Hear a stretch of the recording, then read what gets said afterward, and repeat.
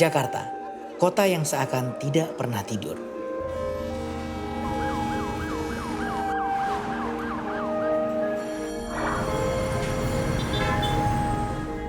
Kota metropolitan yang mempunyai daya tarik besar dengan segala fasilitas dan gaya hidup yang ditawarkan. Segalanya seakan bisa didapatkan di sini.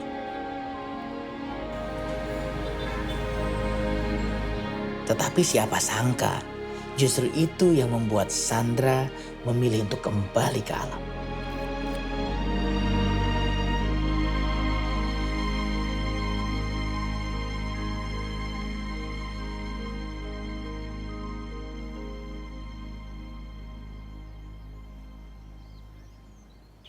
Moodnya seneng aja, kayak nah kayak gitu tuh.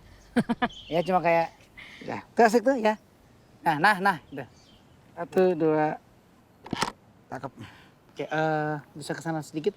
Dan sekarang kan di kota ini seakan-akan alam itu jauh ya. Orang aja kalau mau jalan-jalan itu kan ke gunung, ke pantai, dia pasti keluar dari kota dan mencoba untuk menikmati itu di luar perkotaan. Kalau bagi saya pribadi, seharusnya idealnya hidup di kota itu tidak menjadi tembok pemisah antara kita dan hal-hal yang hidup bersama dengan kita, yaitu alam itu sendiri.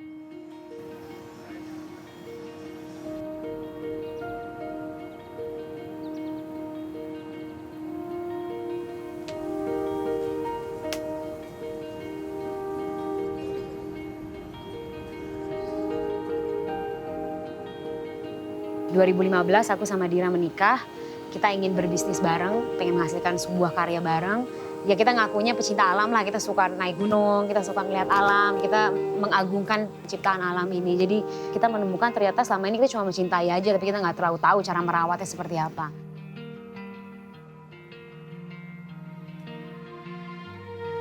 Akhirnya kita menemukan ternyata kalau kita berkebun dan mengenal dari makanan itu pintu masuk yang luar biasa ya untuk kita benar-benar merasa dekat dengan alam.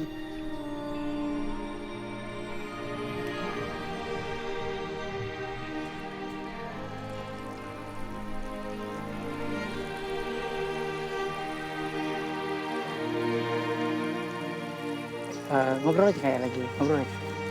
Hai daun.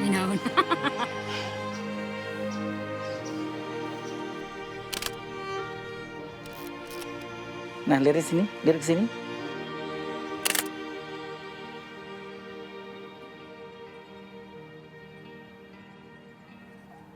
Oke, potnya. Ini kita nanam ini nih. Ya, 2 buku masuk ke dalam gelas. Jadi ini Kumara udah berapa lama? Dari 2016. Dulu kan kita ngerasa kalau mau ke alam tuh aku sama Dira kan kayak kita nyari gunung gitu kan setahun sekali bucket list gitu atau enggak kita ke pantai. Terus kayak sayang aja kan itu nggak ada di kota ya. Iya. Apa sih yang bisa dibawa ke kota? Ya udah kita niru ekosistem hutan paling kecilnya di kebun. Kita bawa kebun. Dulu kan lo tuh kerja di company oil gitu ya? Ya. Sama oil and gas. Oil and gas berapa tahun sih? 3 tahun. Terus lo decide untuk keluar dari situ dan ngejalanin ini? Ya pas sudah ada tabungan. Kerjaannya sih bukan kerjaan yang buruk, menghasilkannya juga oke, cuma saya tahu ini bukan sesuatu yang saya ingin lakukan secara jangka panjang. Kita tuh tahu pasti ini kita serak apa enggak sama apa yang kita lakuin. Nah itu asik tuh ya. Coba dihitung ya. Lo yakin ya San, lo beneran nih mau lakuin ini gitu. Gimana hidup cuma sekali, kita harus coba ngelakuin apa yang kita mau lakuin. Kalau emang gagal ya juga gak apa-apa, cuma kan udah dicoba. Nanti kalau gagal dicari nanti aja solusinya gimana gitu kan. Jadi akhirnya aku memutuskan itu. 1, 2. Heartbeat. Apa yang berubah? Tempo hidup gue berubah jauh. Dulu lebih cepat bangun ke kantor, ngabisin panjang hari ya. Kan 9 to 5, tapi kan 9 to 5 itu kan nggak 9 to 5 ya. Sebenarnya kan kayak 6 to 7 ya. Karena macet jadi di rumah pulang ke rumah juga nggak cepet.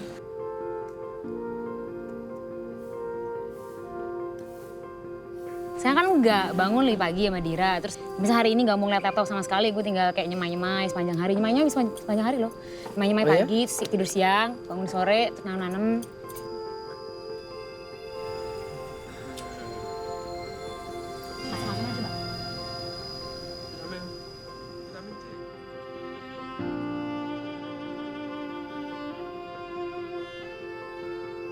Kalau sekarang kan, apalagi kalau dengan berkebun kan kita kan menanam dan menghasilkan panen. Jadi kan secara otomatis kita menghasilkan sesuatu yang bisa kita nikmati kan. Jadi siklusnya itu sempurna banget. Kita yang nyemai, dia yang tumbuh, lalu kita panen terus-terus dari dia. Jadi kerasa sekali bahwa dulu tuh kayaknya beli semua tuh harus dihasilkan oleh orang lain. Dan kita tuh hanya konsumen. Kalau sekarang tuh kita bisa ikut memproduksi sesuatu, menghasilkan yang baik. Tapi di saat yang bersamaan juga merawat diri kita sama alam.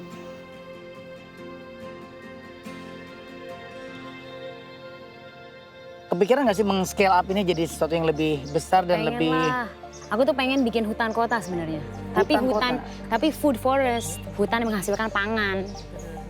Jadi harusnya bisa dikombinasi, harusnya kan gitu kan ada pohon kanopi kayak sengon gini, terus bawahnya tuh ada pohon-pohon buah. Harusnya tuh bisa jadi satu kesatuan. Menarik ya, padahal di tengah-tengah Sudirman bisa gitu ya. Aduh bisa banget, jadi bisa panen, bisa ada panen massal kayak farmers. Lucu ya, jadi kalau Car Free Day gitu orang bisa... Iya bisa ambil nyomot-nyomot Iya, lucu ya. gitu loh. Senyum dikit.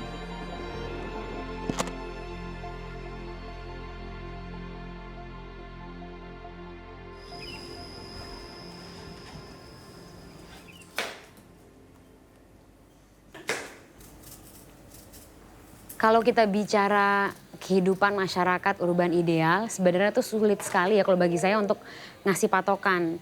Gak ada tuh one size fits all nih cara hidupnya seperti ini.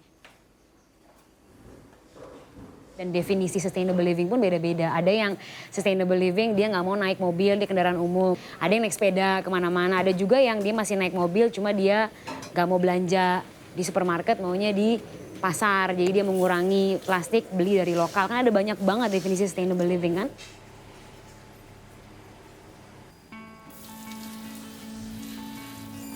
Pertimbangkan juga buat teman-teman kalau mau di kebun. Kan hal yang pertama yang pasti kalau kita bicara soal tanah, pasti kan tanah diperbaiki dengan pupuk. Nah mungkin itu dulu yang dipikirin, dapat pupuknya dari mana, bisa gratis apa enggak. Karena bisa gratis ya, pupuk tuh sangat amat bisa gratis loh. Mulai misahin sampah organik dulu di rumah, mulai dibikin komposnya. Itu harus bisa dipertimbangkan untuk jadi salah satu solusi untuk kita meminimalisir budget, memanfaatkan bahan yang ada gitu. Itu yang kita lakukan di sini. Sandra tuh orang yang punya keinginan yang kuat gitu, orangnya bisa banget fokus gitu.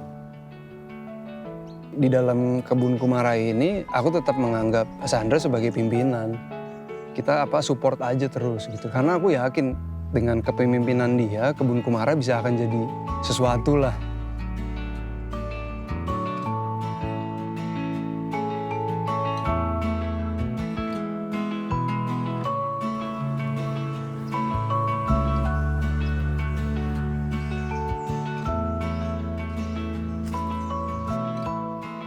Dia tuh orang yang walk the talk.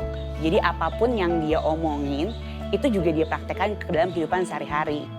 Semenjak mengenal dia, aku mulai lebih merawat alam lah istilahnya, lebih merawat alam.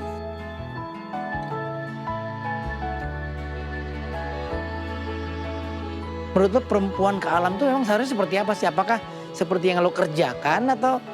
Gak harus, cuma jangan sampai norma itu membatasi dia untuk dia nggak berani ke alam. Misalnya kayak dia nggak berani berkebun atau nggak berani main-main keluar atau naik daki gunung atau takut item. Itu kan yang bilang item itu masalah kan juga nggak jelas ya marketing Society, exactly. Tapi ya kayak you can't change the norm in the day. Aku juga nggak akan mengubah sekejap kayak gitu. Tapi aku pikir itu nggak harus selalu dibatasi dengan itu. Ada orang bilang cantik itu yang penting pemikirannya. Ada juga yang bilang cantik itu mana bisa pemikiran doang, fisik juga harus oke. Nah kalau lo ngelihatnya, jadi dia tahu apa yang dia mau. Atau ketika dia tidak tahu pun dia mau mencari apa sih yang dia butuhkan untuk merealisasikan jati diri dia. Yang kedua tadi yaitu berani melakukan itu. Kan gak gampang ya kita mengejar sesuatu yang kita anggap baik buat diri kita ketika terutama lingkungan tidak mendukung gitu. Apakah dia berani menjalani hal itu gitu, mencari pendirian dia, berjuang untuk itu. Dan yang terakhir, ketika dia melakukan kedua hal itu, harusnya dia bisa menyebar kasih sayang ke sekitarnya.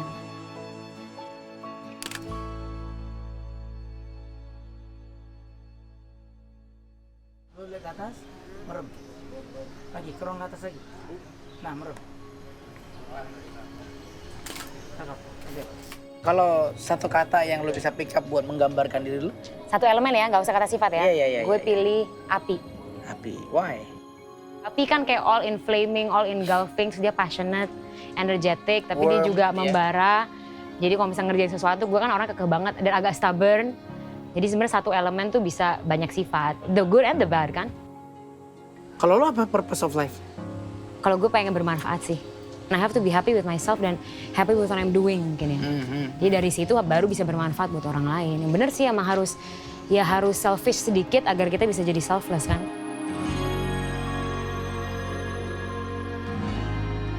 Perempuan itu punya hubungan yang sangat unik dengan alam. Karena alam itu kan disebut Ibu Pertiwi, disebut Mother Nature gitu ya. Dia itu mencerminkan sebenarnya sikap-sikap atau keunggulan-keunggulan dari feminitas itu sendiri. Dia selalu memberi tanpa minta sesuatu, mencukupi semua kebutuhan seisinya. Perempuan itu sebenarnya bisa bercermin di situ.